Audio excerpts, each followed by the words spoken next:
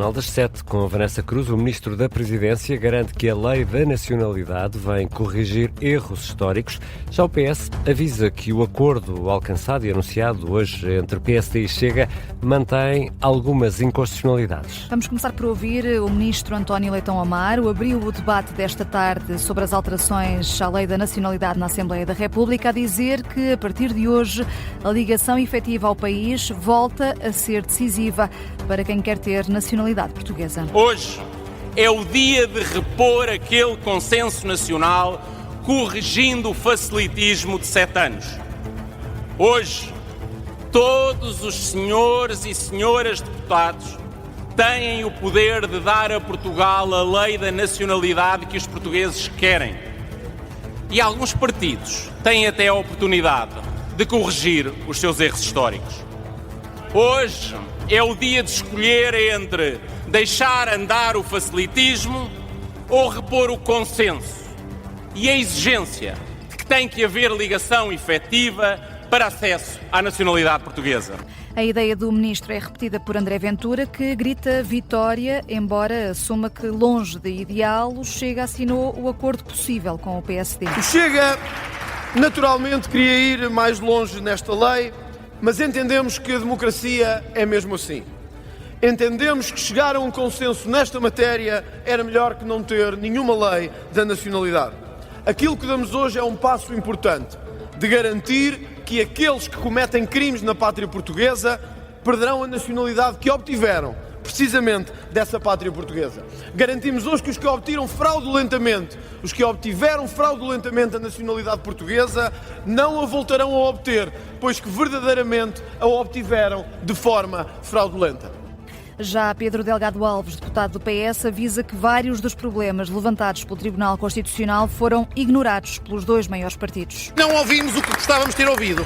Tinham razão, senhores deputados, falhámos e identificámos uma série de inconstitucionalidades e não tivemos a oportunidade, na recolha de pareceres e no processo de construção da lei, atender aos avisos que aqui deixaram. Mas não só não justifica, como deixa o problema estrutural, como já foi referido, na perda da nacionalidade. Parece que há passagens do acórdão que não leram ou que preferiram ignorar. O problema mantém-se e a solução que apresentam não é solução para parte dos problemas identificados. O PS espera, por isso, novas dificuldades para a lei da nacionalidade, que pode voltar ao Tribunal Constitucional. Delgado Alves lamenta que o PSD tenha rejeitado aprovar uma lei mais moderada e que tenha dado a mão à extrema-direita. E as votações estão a decorrer no Parlamento, a linha a linha. Daqui a pouco a lei da nacionalidade vai ser aprovada com os votos de PSD e Chega. Também CDS e Iniciativa Liberal vão votar a favor. Também no Parlamento, o Ministro da Educação disse algo esta tarde que causou alguma estranheza. Disse Vanessa Cruz, o Ministro, que há professores a mais em várias escolas do país. Explicou onde? Disse que há várias escolas, mas não pode responder por agora. Fernando Alexandre assume que há um excesso de docentes em algumas escolas. Deu o exemplo de uma com 27 professores a mais, quando confrontado com o deputado do Bloco de Esquerda, Fabián Figueiredo. O Ministro disse que não podia dizer mais do que isto por agora. Aquilo que eu disse, e fica a saber que é verdade, há escolas em Portugal que têm professores a mais. Olha, vou dar um exemplo de uma que está identificada, que tem, 27 professores a mais. Sabe o que é isso? Se se preocupasse com os recursos públicos, está sob inquérito, não posso falar agora, mas são várias, não é só uma. Várias, é o que diz Fernando Alexandre, que acusa o deputado do Bloco de Esquerda, Fabián Figueiredo, de não estar preocupado com os recursos públicos. Este debate em que esteve o Ministro da Educação no Parlamento também ficou marcado pelo já chamado caso Saramago.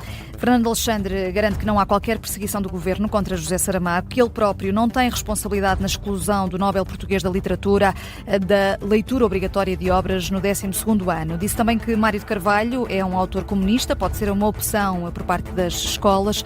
A proposta de revisão das obras de leitura obrigatória no secundário está, nesta altura, em consulta pública.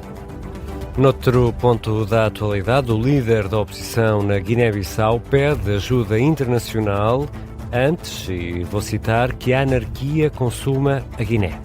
É uma reação que surge no dia a seguir ao assassinato de uma das principais vozes da contestação ao governo de transição na Guiné-Bissau. Vigário Balante, de 35 anos, apareceu morto com sinais claros de violência ao longo de todo o corpo.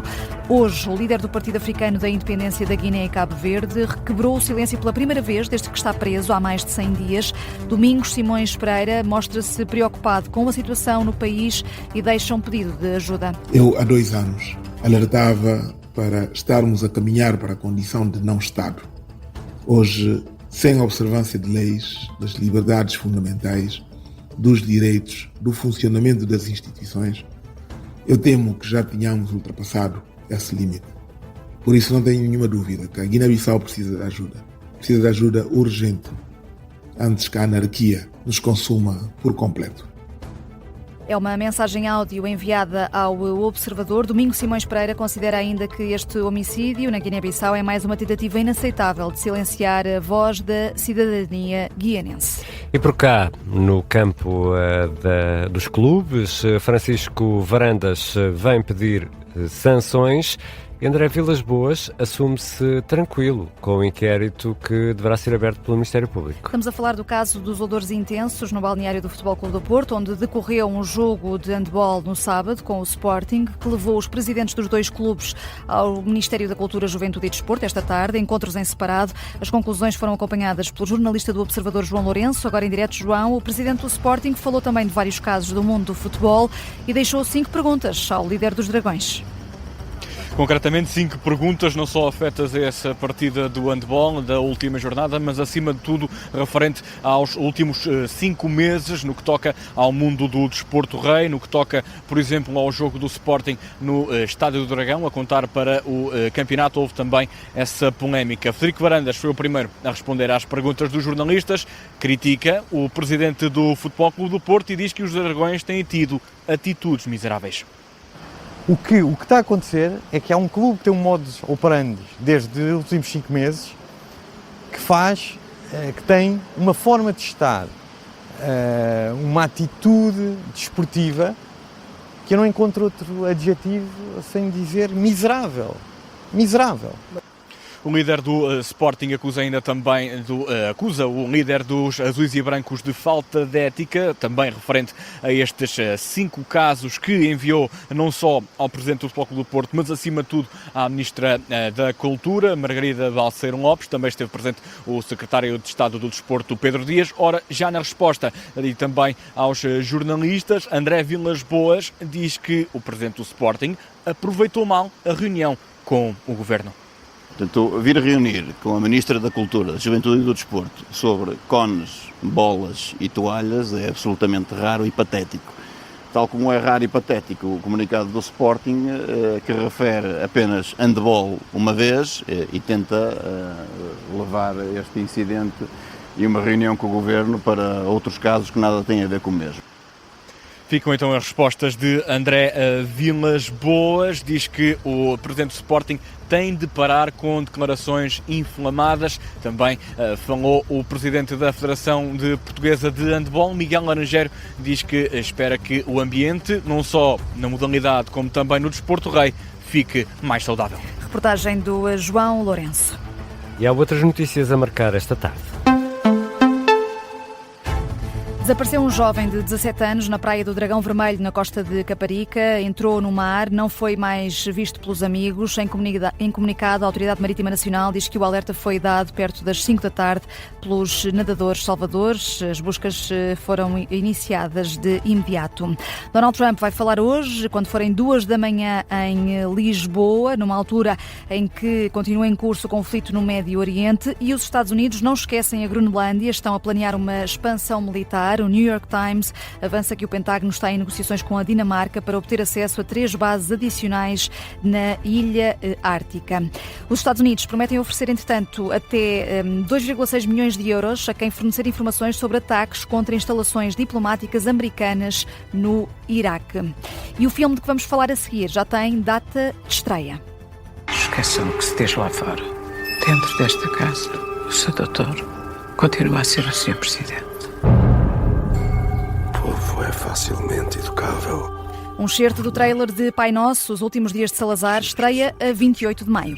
precisamente na data em que se assinala os 100 anos da Revolução de 26, que no fundo marca o início da ditadura. Isso mesmo, e conduziu António de Oliveira Salazar ao poder em 1932. O filme é, como o nome indica, sobre as últimas semanas de vida de Salazar, que morreu em 1970 depois de ter caído da cadeira e de ter tido uma hemorragia cerebral. E a Vanessa Cruz vai regressar às 7h30.